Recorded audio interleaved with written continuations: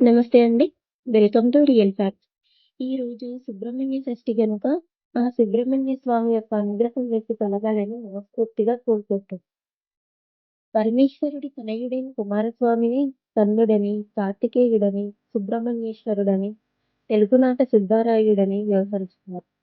మార్గశిర శుక్ల షష్ఠి నాడు కుమారస్వామి తారకాసురుని సంహరించి తారకాధిపతిగా ప్రకాశించాడని, ఈ తిథి అతడికి ప్రియమైనదని భవిష్యోత్తరం చెబుతోంది. కుమారస్వామి జన్మించిన షష్ఠి గనుక దీన్ని సుబ్రహ్మణ్య షష్ఠిగా వ్యవహరిస్తారని ప్రతిచూడామణి పేర్కొంటోంది. కార్తికేయుడు దేవసేనాధిపత్యం పొందిన తిథిగాను కొన్ని పురాణాలు చెబుతున్నాయి. కుమారస్వామి జననం గురించి పురాణాలు భిన్న గాథలుగా పేర్కొంటున్నాయి. ఒకానొకప్పుడు శివపార్వతులు మన్మథ క్రీడలో ఉండగా తనను మించిన ప్రభావవంతుడు ఉదయిస్తాడని ఇంద్రుడు భయపడి వారికి అంతరాయం కలిగించడానికి అగ్నిని నియమించాడు. అగ్నిని చూసిన శివుడు పార్వతికి దూరం కాగా భూమిపై పడనున్న శివతేజాన్ని అగ్ని గ్రహించి దాన్ని భరించలేక గంగలో వదిలాడు.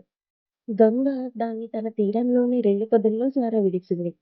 ఆ శరవణుణ్ణి జన్మించడం వల్ల శరవణుడయ్యాడు. కృత్తికలుగా పిలిచే 6 మునికన్యలు ఆ శిశువుని తీసుకొని పోయి బదరికావనం చేర్చారు. కృత్తికలు పెంచినవాడు కనుక కార్తికేయుడయ్యాడు.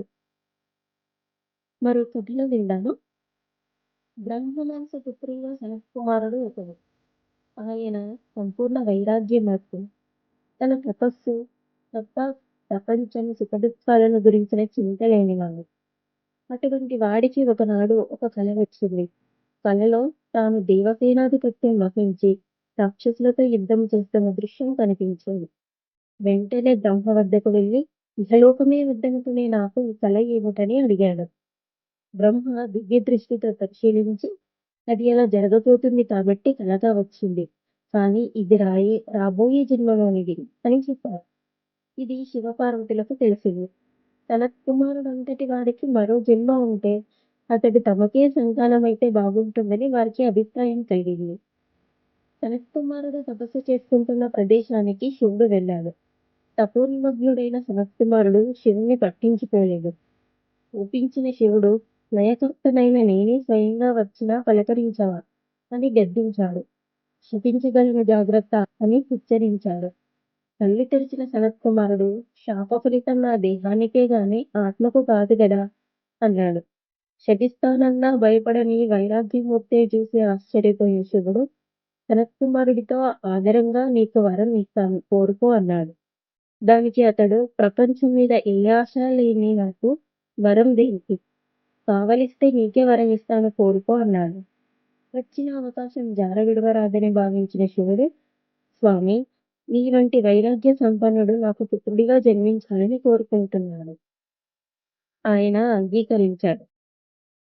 ఇది విన్న పార్వతి, పురుషుడివైన నువ్వు నాకు పుత్రుడిగా అన్నావు కదా, పురుషుడికి గర్భధారణయ్యా మళ్ళీ వెళ్ళి మాకు పుత్రుడిగా అని అడగమంది. కానీ తపోనిష్టలో ఉన్న సనత్కుమారుడి నుంచి బదులు లేదు. కొంతకాలానికి అతడు నిప్పుముద్దగా శంకరుడిలో ప్రవేశించాడు. అది శివుడి 3వ కంటి నుంచి వెలువడి వేగంగా వెళ్ళి శరవణంలో పడింది. ఆ నిప్పుముద్ద ఒక కుమారుడి రూపం ధరించగా కృత్తికా స్త్రీలు 6 తమ స్తన్యంతో పోషించారు. అందుకే షణ్ముఖుడయ్యాడు. ఇది మరొక గాథ. సుబ్రహ్మణ్య స్వామి వాహనం నెమలి. ఇంద్రుడి కుమార్తె దేవసేన, శివముని పుత్రిక వల్లీదేవి ఇతడి పత్నులుగా పురాణాలు చెబుతున్నాయి. తమిళుల దైవారాధనలో కంద పూజకు విశేష ప్రాచుర్యం ఉంది. అక్కడ ప్రసిద్ధ సుబ్రహ్మణ్య క్షేత్రాలున్నాయి. తెలుగునాట కొన్ని ప్రాంతాల్లో ఈ దినం పుట్టలో పాలుపోసే సాంప్రదాయము ఉంది. పంచారామంలో ఒకటి సామర్లకోటలోని స్కందరామం. ఇక్కడి శివలింగాన్ని కుమారస్వామి ప్రతిష్ఠించినట్లుగా చెబుతారు. మీకు ఈ వీడియో నచ్చినట్లయితే ప్లీజ్ సబ్స్క్రైబ్ మై ఛానల్.